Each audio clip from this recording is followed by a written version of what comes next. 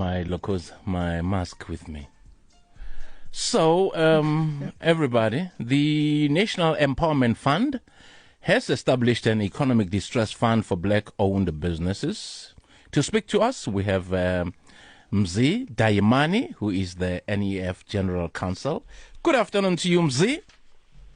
Good afternoon, Glenn. Good afternoon, Nati. How are you, Mzi? I'm good, thanks. How are you? I'm sure, you know, Mzi, a lot of Mzis, but stoke. I'm sure now you're a different one. Not at all. I'm an exception. You're an exception, ne? That's right. Yeah, until we meet again, Mzi. Well, we're delighted to have you on the show. No, thank you. Thank you for having me. Excellent. So what has sparked this excellent, interesting initiative? I think the times that we live in, Glenn, yes. Calling for measures that are going to address the needs of our people. Yeah. So as we know, COVID-19 has ravaged the country, especially small businesses, small to medium businesses over the last year or so. And a lot of them are actually in a state of distress at the moment. Yes. They are unable to service their debt, they are unable to pay for salaries or to actually keep going. So we had to take a strategic decision to say we need to put together an intervention that will actually assist businesses to survive. Because, as you know, worldwide it's been proven that SMEs are the biggest job creators in any economy. So we need them desperately at the moment. And is the relief open to struggling businesses across all sectors? The relief is open to struggling businesses across all sectors, especially what we call the productive sectors of the economy. That's the sectors that will actually create more jobs, sectors that will actually enable us to achieve what we call empowerment dividend. That's empowerment of women, the youth, and all the other designated groups.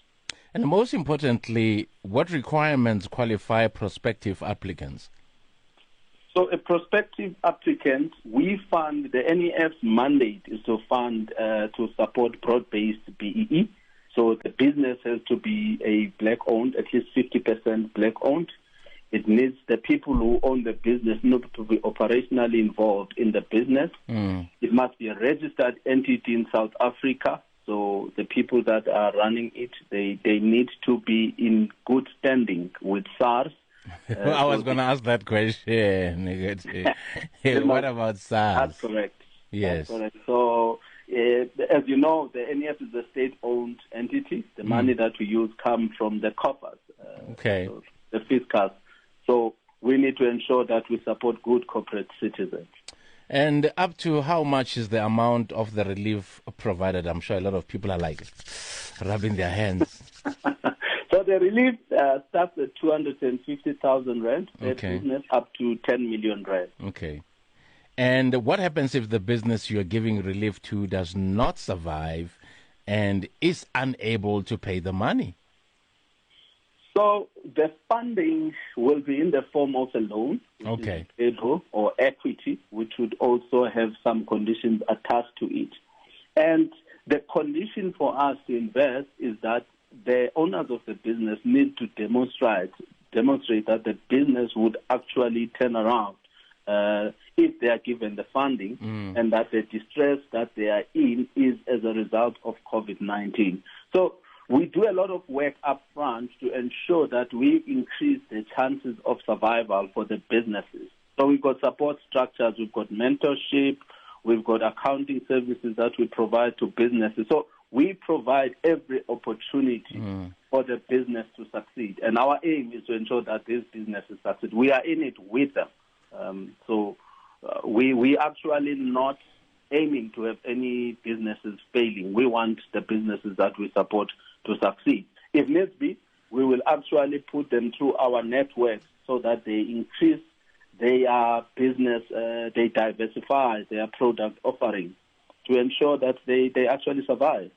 Excellent. And when is the closing date? And when can people go for more info. I see here my colleague there, Nati, is interested, very interested. I'm glad to hear that. Unati, please do apply. Yeah. I'll be watching out for your application. Yeah. If people Nati, Ndamasa, you must know that's the one. Oh, no. But you must scrutinize that one, eh? Okay, I will look at that. I'll look out for that one. Yes. So, thanks for letting me know. Okay. So people can go on the NEF website, www.nefcorp.co.za, and they can also email us. We've got an email address, distressfund@nefcorp.co.za.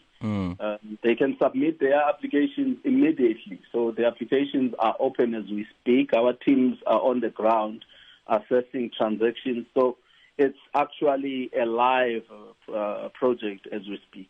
So, Mzi, usually businesses, before they really take off and they start making profits, it can take up to 2 years, it can take up to 3 or 5 years. So in this instance, when are they supposed to pay back the money? The good thing is that this is a distress fund. So we acknowledge that the businesses that would be seeking this funding would not necessarily be able to generate sufficient revenues to be able to pay from day one.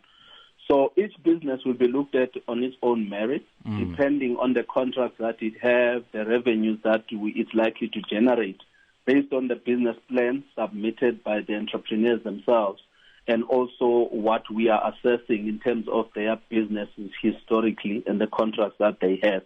So we actually determine what we call the moratorium period. So we do give them a moratorium, which is a period where they actually do not pay their loans, where they can utilize that period to turn around their business.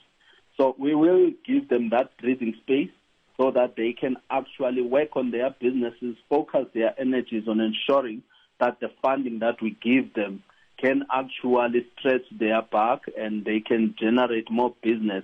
Because the main thing at the moment is to ensure that we keep people in employment. We want people to actually ensure that they keep the jobs that they have in their businesses. So in terms of the repayability and the repayment period, it's determined on each business based on its own merits. So finally, Mzi, what I'd like to know from you, since you will be helping these small businesses financially, how are you going to monitor them? Because clearly they need to be monitored. Indeed. So, Glenn, we've got a team of colleagues, professionals, who are dedicated to monitoring transactions. We've got what we call a post-investment department. Team of experts in various fields. Each business gets allocated professionals according to its area of expertise and also the needs of each business. So we do allocate colleagues who actually monitor businesses on a weekly basis. And we actually do what we call a diagnostic at the time we do transactions to actually determine what kind of additional support that business will need. And that support is actually subsidized by the NEF itself. For instance, what we call back office or accounting services. We provide them free of charge to our SME clients. So we provide all of that support. We actually support business from cradle to grave. We don't leave them on their own. So what we're actually saying is that black man or black woman, we are not on your own. We are with you in this. Okay. And how many how many people are these business supposed to employ? So we are looking at business. What we're saying is that we need businesses that would actually sustain or create employment in the country. And at this stage, we believe that if a business has got at least 10 people, it's sizable enough at least to be supported under the fund. Excellent, Mzi. Congratulations on this great initiative, and we hope that it will be a success. And thank you so much for joining us. Thank you. Thank you for having me. Excellent.